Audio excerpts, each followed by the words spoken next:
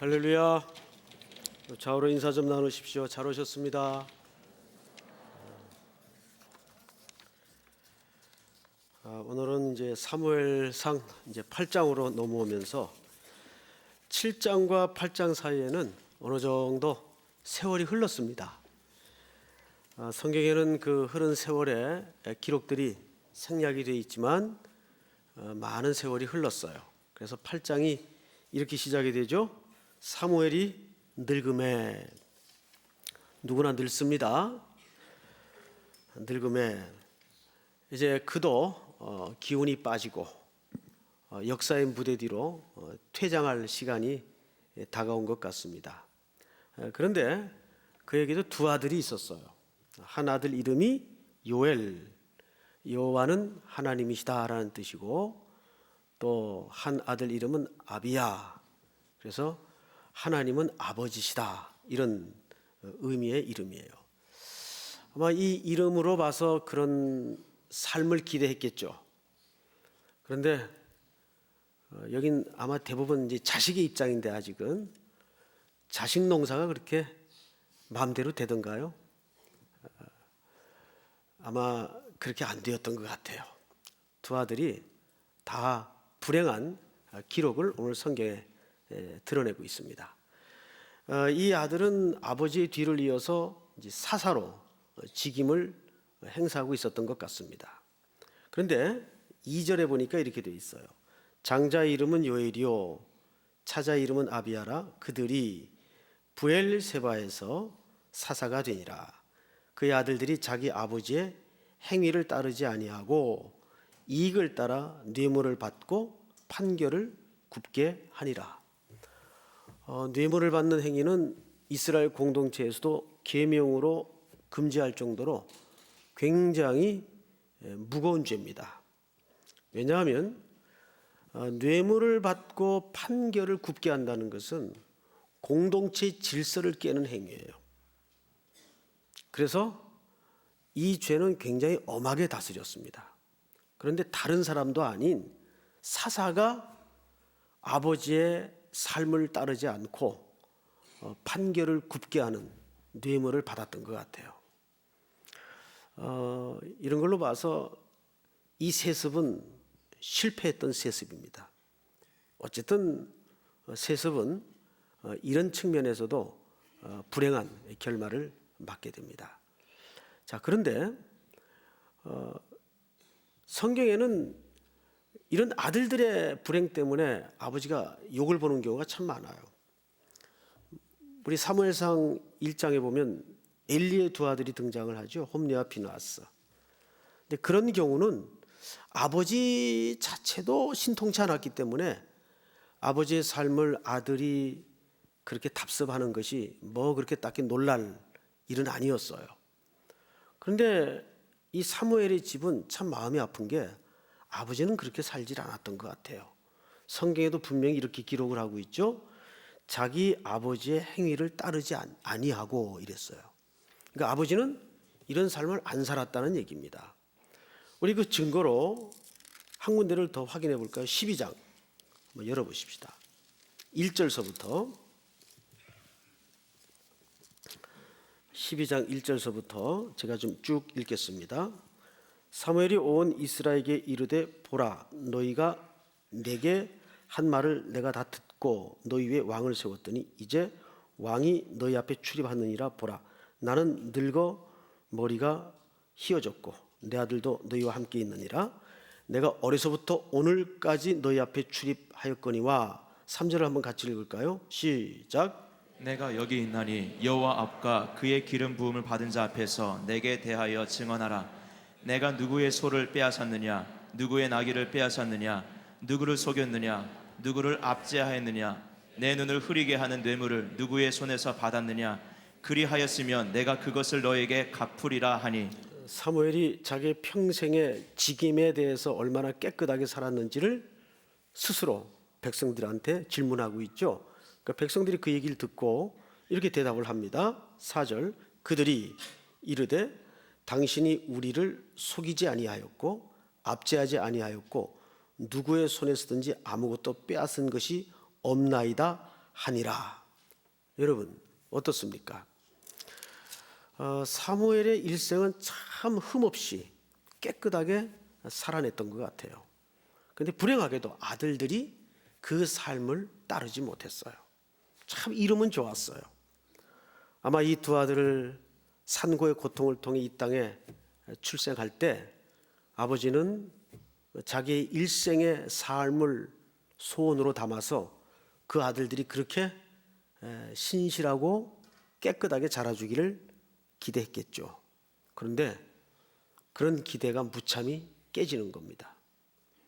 그러니까 제일 큰 소리 못 치는 게 자식 농사예요. 어느 구름에 비가 올지 알게 뭐예요. 그래서 자식 얘기는 사실 함부로 할 수 있는 게 아닙니다. 이제 여기 청년들도 시집장가 가서 나와서 길러 보면 그놈이 어디로 튈지 몰라요. 정말 자식 교육은 딱 두 글자밖에는 설명이 안 돼요. 은혜. 내가 손으로 꽉 붙들고 있다고 잘 크는 것도 아니에요. 도망가질 때가 많아요. 어머니들의, 아버지들의 그 인간적인 탐욕이 묻어서 애가 더 망가질 때가 있죠. 그런 거 보면 하나님께 맡기는 게 제일 좋습니다. 아멘. 모든 인생사가 그래요. 어쨌든 이렇게 사무엘은 늙고 이제 머리가 휘어졌는데 기운도 빠지고 두 아들들이 직임을 대신 맡았지만 그 아들들마저도 백성들에게 무참히 기대를 저버리게 했어요. 이때 이것을 핑계로 아주 놀랄만한 반역에 가까운 운동이 하나 일어납니다. 그래서 이 사무엘상 8장은 성경 전체에 이스라엘의 신정 정치를 뒤집어 엎는 매우 중요한 장면이 상세히 기록된 그런 책입니다. 자, 우리 오늘 본문으로 돌아가서 다시 8장 4절을 보십시다. 이스라엘 모든 장로가 모여 라마에 있는 사무엘에게 나가서 그에게 이르되 보소서 당신은 늙고 당신의 아들들은 당신의 행위를 따르지 아니하니 모든 나라와 같이 우리에게 왕을 세워 우리를 다스리게 하소서 한지라. 거의 반역에 가까운 운동이 일어났어요. 자, 이것을 가장 중요한 마지막 책임자로서 겪어내야 했던 사무엘의 입장에서는 얼마나 좀 마음이 비통했을까요? 덜컹한 정도가 아니겠죠. 이야, 이게 뭐야?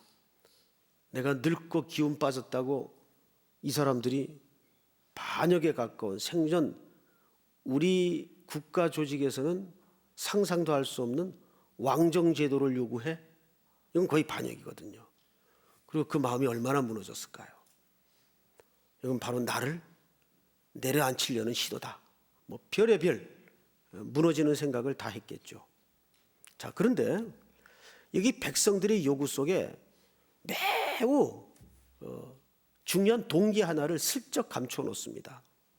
이들이 이런 요구를 하게 된 이유가 뭘까요? 표면적으로는 사무엘이 늙었고 두 아들에게도 기대할 바가 안 되고 그래서 요구한 것처럼 보여지는데 여기 보면 5절에 이런 얘기가 있어요. 당신의 아들들은 당신의 행위를 따르지 아니하니 모든 나라와 같이. 자, 앞을 보실까요? 모든 나라는 다 무슨 제도를 지금 시행하고 있죠? 왕정 제도를 시행하고 있어요. 자, 이것이 함정이에요.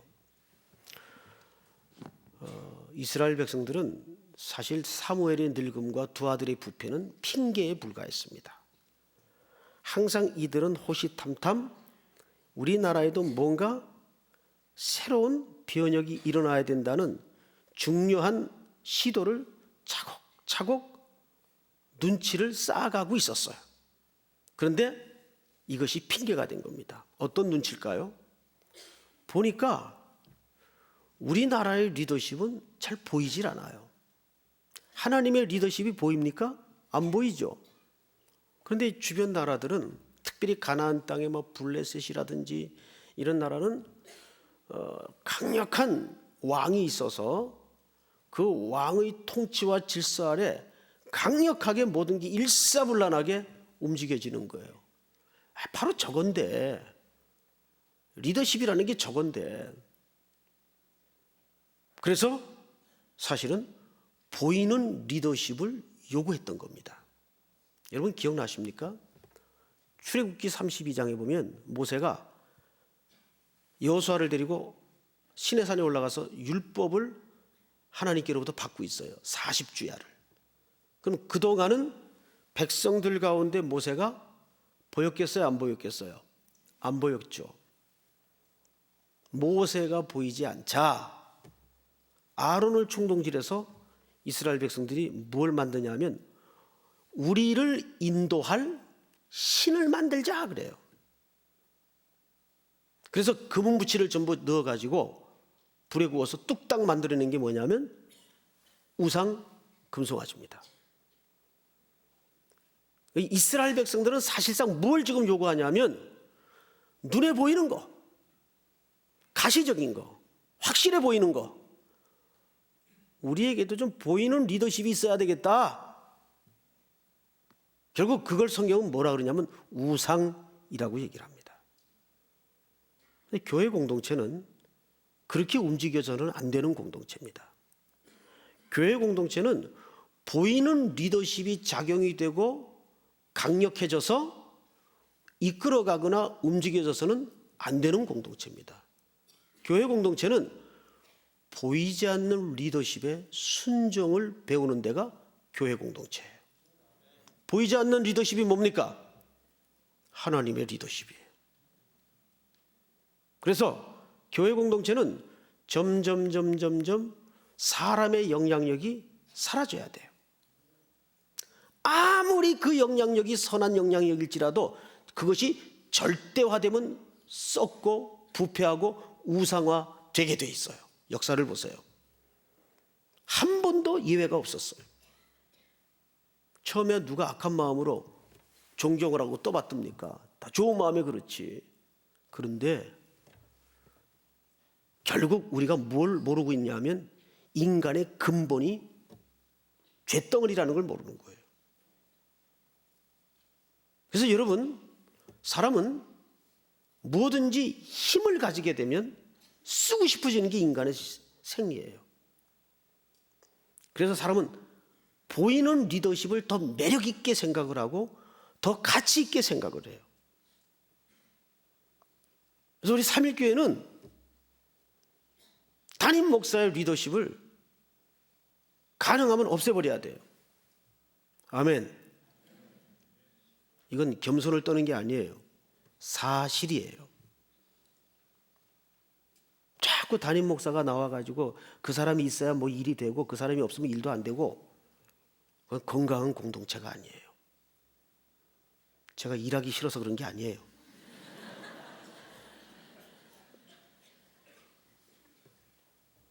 백성들은 결국 자기들의 핵심적인 문제를 제대로 파악 못하고 보이는 리더십을 찾기 시작했어요. 그게 뭘까? 주변 나라에서도 갖고 있는 왕정제도다. 여러분, 그것이 자기들을 안전하게 해주고 보호할 줄 알았어요. 그들을 정말 안위시켜주고 안전하게 해주고 보호해주는 게 누굽니까? 하나님이시거든요. 보이는 리더십이 없기 때문에 우리가 자꾸 이 외세의 침공을 당하는 거 아니냐? 근데 자기들이 문제를 몰랐죠. 하나님께서 블레셋을 들어서 그들을 자꾸 혼내시는 것은 그들이 온전히 하나님을 따르지 아니하고 우상을 섬기고 자꾸 이중적인 삶을 살기 때문에 하나님께서 인생 막대기를 들어서 이스라엘을 징계하시고 가르치신 거예요. 근데 그 본질적인 문제는 비껴서 보고 우리에게 보이는 왕이 없다. 문제를 잘못 짚은 거죠. 그런데 또 사무엘이 평생 고결하게 깨끗하게 살았어도 그런 현실적인 문제에 부딪히니까 얼마나 사무엘도 사람인지라 힘들었겠어요. 이 사람들이 나를 버리는구나. 늙었다고 이제 토사구팽하는구나. 이렇게 생각을 했던 것 같아요. 그런데 역시 한평생을 경건으로 훈련이 되어 있는 사람이라 그것을 인간적인 섭섭함이나 인간적인 감정으로 풀질 않았어요. 여러분, 목회자가 목회를 하다 보면 그런 섭섭한 일을 겪죠. 근데 그것을 인간적인 감정이나 정서적인 문제로 풀어버리면 교회는 쑥밭되는 거죠. 안 그래도 이 쑥대가 옆에 있는데.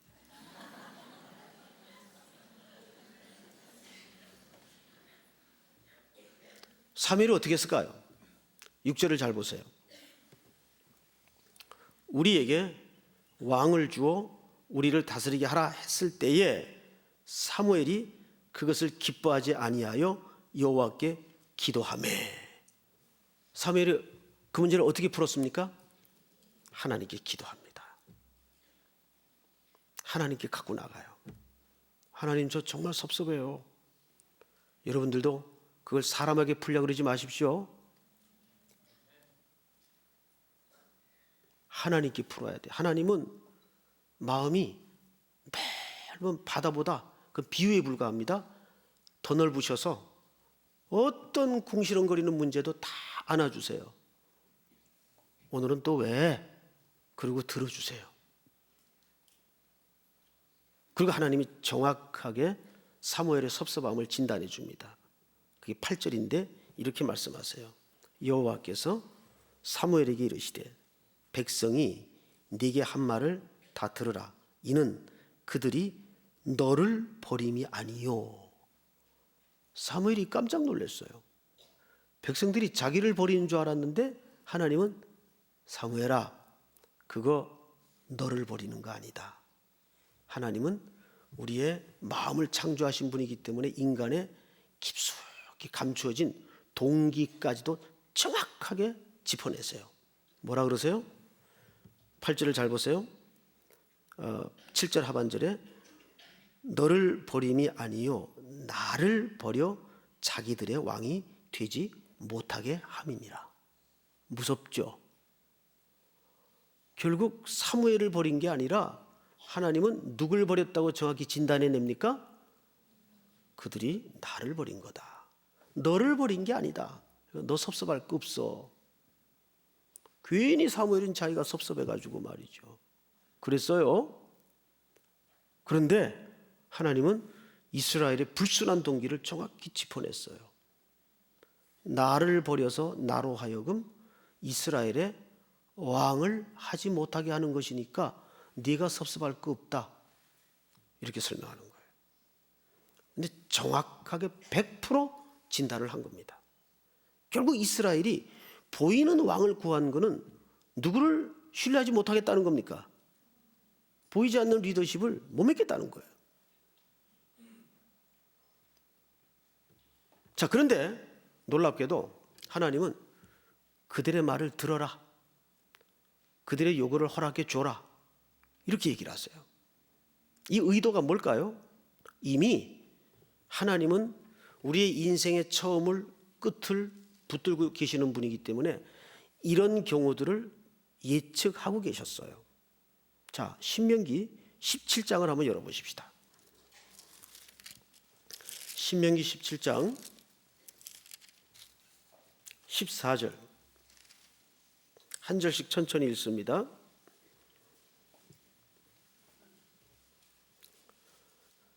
네가 네 하나님 여호와께서 네게 주시는 땅에 이르러 그 땅을 차지하고 거주할 때 만일 우리도 우리 주위의 모든 민족들과 같이 우리 위에 왕을 세워야겠다는 생각이 나거든. 자, 이미 가나안 땅에 들어가기 전에 하나님께서 이스라엘 백성들에게 예측하고 이 같은 경우들이 발생할 때 어떻게 해야 되는가에 대한 말씀을 남기셨어요? 안 남기셨어요?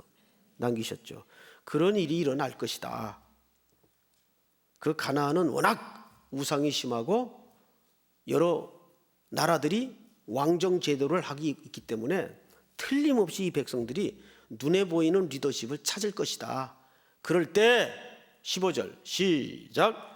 반드시 내 하나님 여호와께서 택하신 자를 내 위에 왕으로 세울 것이며 내 위에 왕을 세우려면 내 형제 중에서 한 사람을 할 것이요 내 형제 아닌 타국인을 내 위에 세우지 말 것이며 그는 병마를 많이 두지 말 것이며 병마를 많이 얻으려고 그 백성을 애굽으로 돌아가지 말 것이니 이는 여호와께서 너희에게 이르시기를 너희가 이후에는 그 길로 다시 돌아가지 말 것이라 하셨음이며. 17절 시작. 그에게 아내를 많이 두어 그의 마음이 미혹되게 하지 말 것이며 자기를 위하여 은금을 많이 쌓지 말 것이니라. 그가 왕위에 오르거든 이 율법서의 등사본을 레위 사람 제사장 앞에서 책에 기록하여 평생에 자기 옆에 두고 읽어 그의 하나님 여호와 경외하기를 배우며 그 율법의 모든 말과 이 규례를 지켜 행할 것이라. 시작. 그리하면 그의 마음이 그의 형제 위에 교만하지 아니하고 이 명령에서 떠나 좌로나 우로나 치우치지 아니하리니 이스라엘 중에서 그와 그의 자손이 왕 위에 있는 날이 장구하리라. 아멘. 자, 만약에 이 백성들이 틀림없이 우리에게도 여러 나라와 같이 왕이 필요합니다라는 시도가 일어날 경우에 틀림없이 일어날 텐데 그럴 때는 세 가지를 금하도록 돼 있었어요. 그리고 한 가지를 명령합니다. 3.1 운동이 여기서부터 시작이 된 거예요. 첫째, 말을 많이 두지 말 것. 그래서 이스라엘 백성들은 전쟁을 하다가도 말을 포획할 경우에는 말의 뒷발 힘줄을 아킬레스건을 끊어놓도록 돼 있어요. 왜? 전쟁은 여호와께 속한 것이니 이 전쟁은 칼이나 무기나 실력으로 하는 싸움이 아니고 내가 하는 싸움이다. 그런 하나님의 전적인 은혜를 가르치기 위해서 말을 많이 두지 않도록 돼 있어요. 서로 전쟁 중에 말을 포획했다 할지라도 빼앗았다 할지라도 뒷발 힘줄을 끊어놓도록 돼 있어요. 두 번째, 아내를 많이 두지 말도록 돼 있어요. 왜요?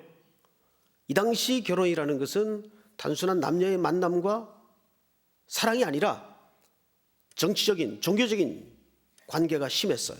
깊었어요. 그래서 아내들이 결혼을 할 때 자기들이 섬기던 신들을 다 가지고 시집을 오도록 되어 있습니다.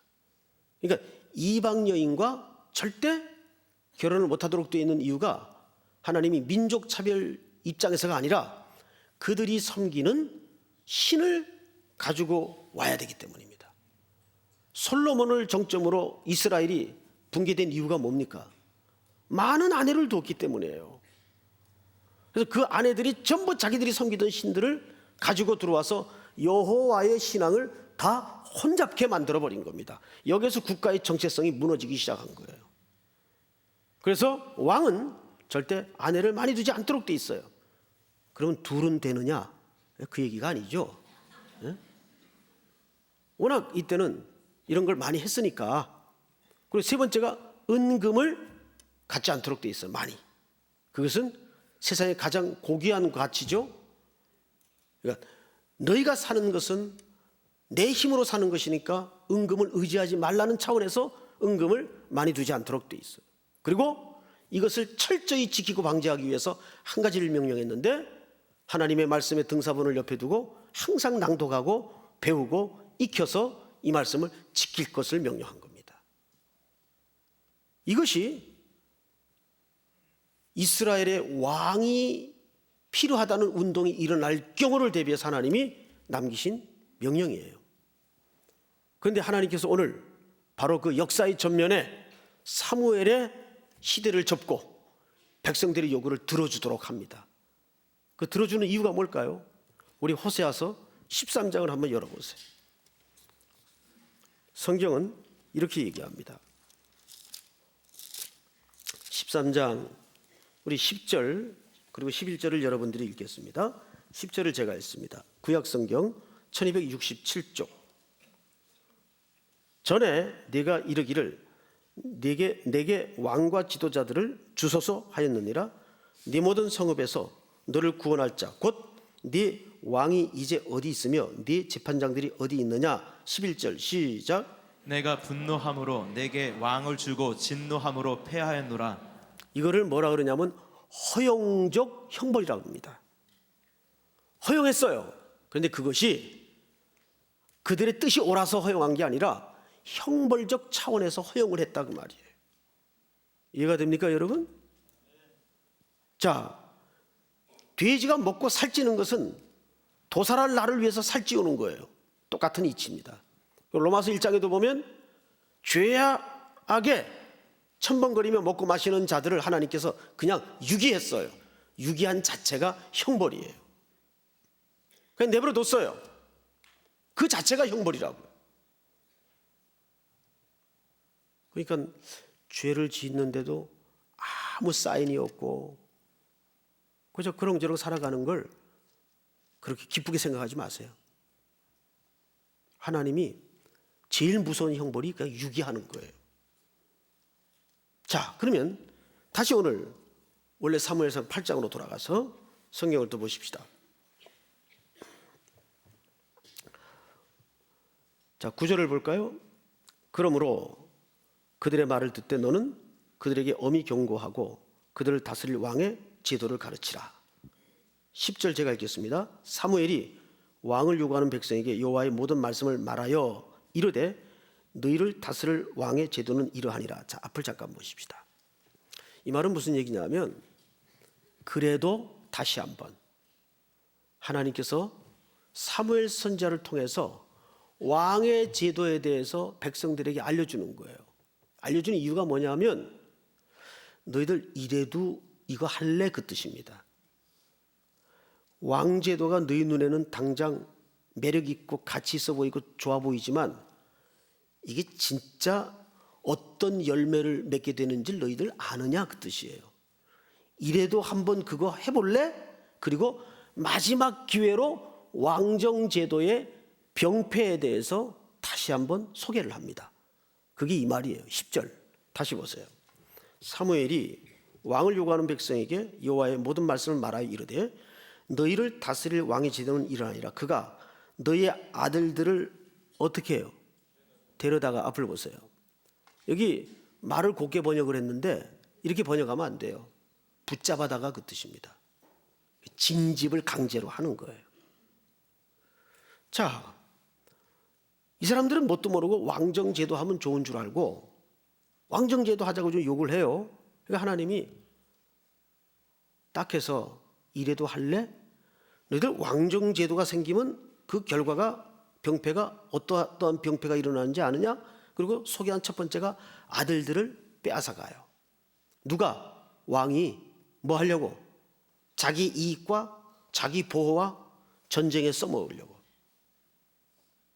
그래서 이 데려다라는 표현은 사실상 붙잡아다가 그 말이에요. 강제 징집을 하는 거예요. 이 왕정제도에서는 가능한 일이에요. 자, 그런데 또 보세요. 그의 병거와 이게 군대라면 병거라는 말이 복수로 쓰여져야 되는데 이 병거가 단수로 써졌어요. 왜요? 이것은 국가의 민족을 보호하는 차원에서 이들이 징집이 되는 게 아니고 왕이라는 한 일인의 개인의 영달을 위해서 이들이 징집이 된다는 말이에요. 그래서 이 병거라는 단어가 단수로 여기 기록이 됩니다. 그리고 또 보세요. 병거와 말을 어거하게 하리니 그들이 그 병거 앞에서 달릴 것이며 얼마나 인생이 고달프겠어요. 왕정제도의 지독한 폐해죠.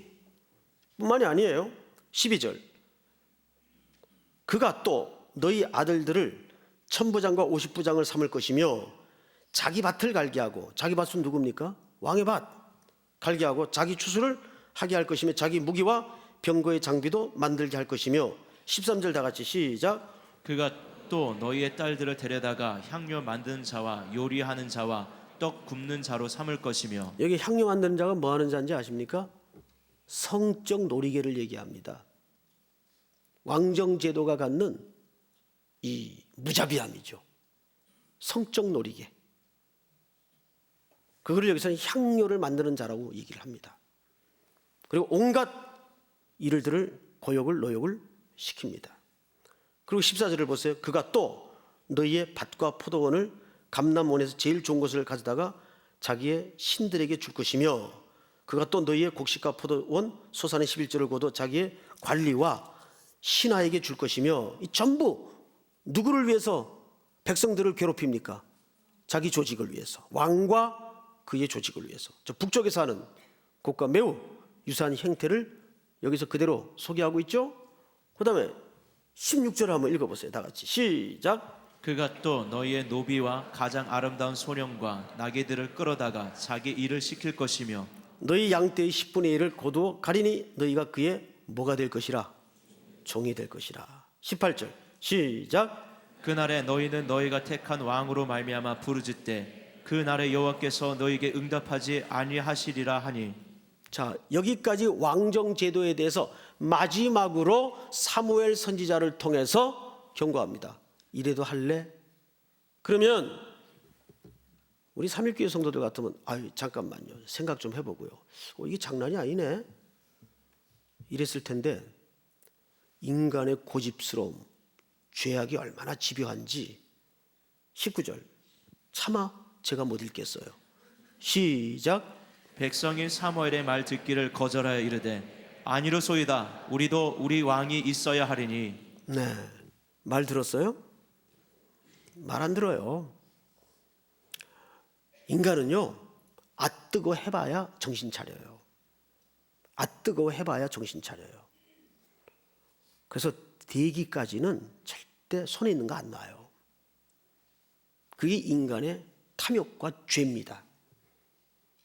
그래서 가봐야 돼요. 그래서 허용적 형벌을 할 수밖에 없다고요, 하나님 입장에서는.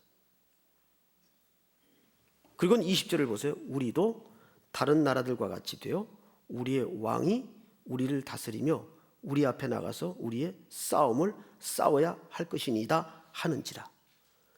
지금 자기들이 주변 나라를 통해서 괴롭힘 당하는 진짜 이유를 못 깨닫고 있어요.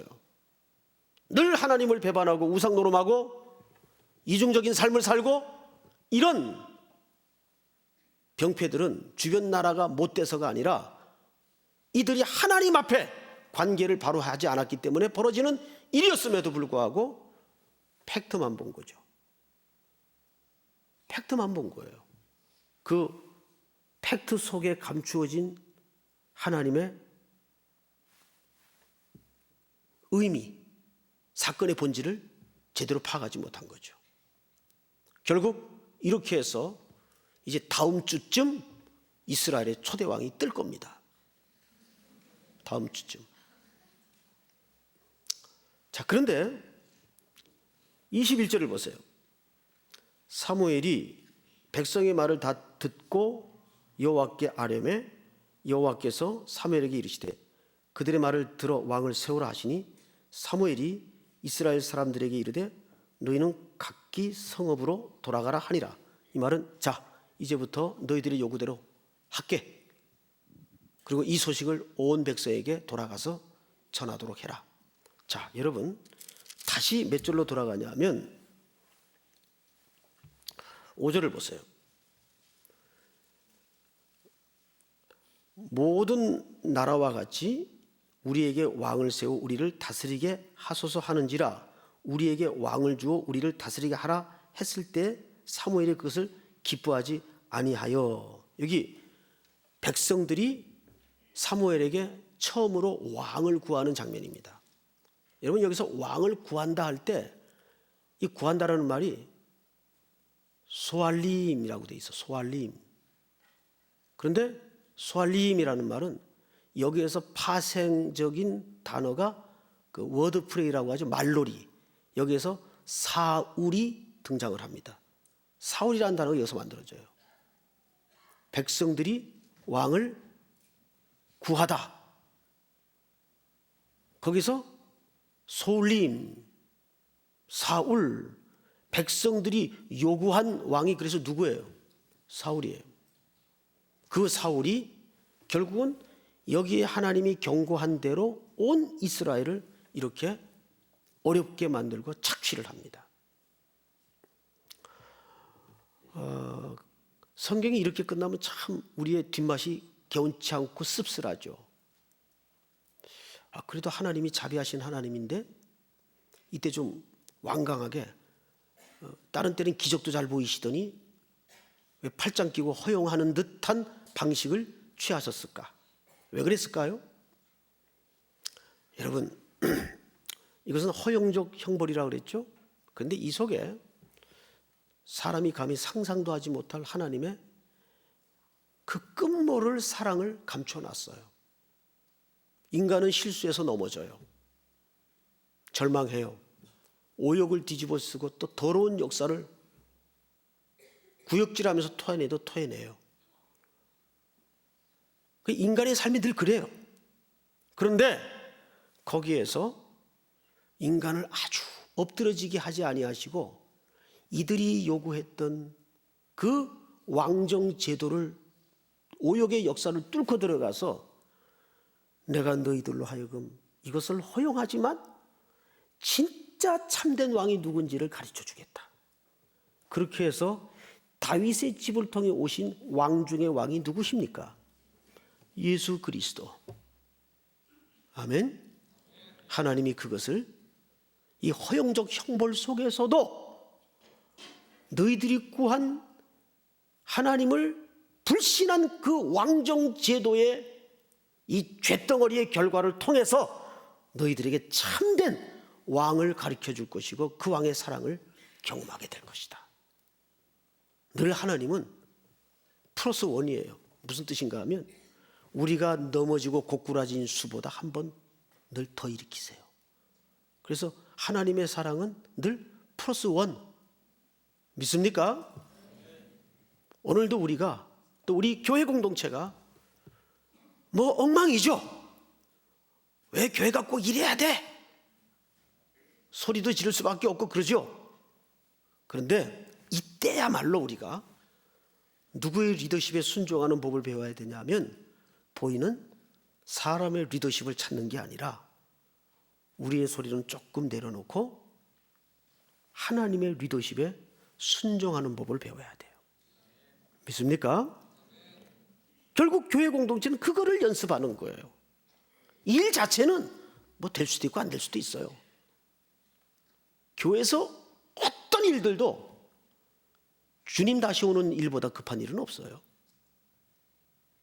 그런데 그 속에서 우리가 뭘 배우라는 겁니까? 하나님을 깨닫고 하나님의 사랑을 배우고 그분의 보이지 않는 능력과 보이지 않는 하나님의 은총을 배우라는 거예요. 이것이 오늘 우리에게 왕을 요구했던 이스라엘의 그 비틀려진 가치관 속에서 보여주시는 하나님의 중요한 메시지입니다. 우리 인생이 또 그래야 돼요.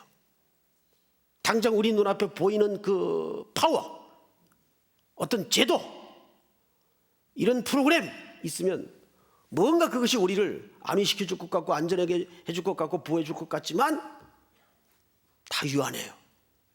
하나님만이 우리에게 진정한 날개가 되십니다. 믿습니까? 오늘 이 말씀이 또 여러분들의 남은 순례길에 든든한 주의 자비가 되고 보이지 않는 질서가 되어서 하나님의 통치와 하나님의 리더십 밑에 온 교회가 순종할 수 있는 은혜와 복이 있기를 주의 이름으로 축복합니다. 우리 다 일어나십시다. 이 땅에 오직 주밖에 없네.